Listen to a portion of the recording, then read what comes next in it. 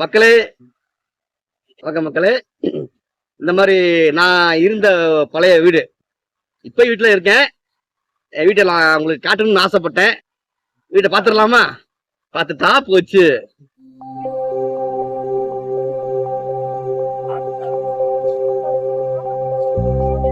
பாருங்க மக்களே, இதான் நம்ம வீடு.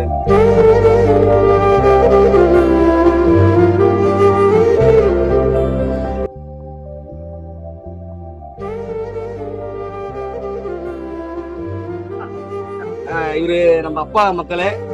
நம்ம அப்பா இங்க இருக்கிறாரு. நான் இங்கதான் இருக்கேன். நான் இன்னைக்கு வந்திருக்கேன் வீட்டுக்கு. நான் அப்பா காட்டில வந்திருக்கேன். போயிடலாமா?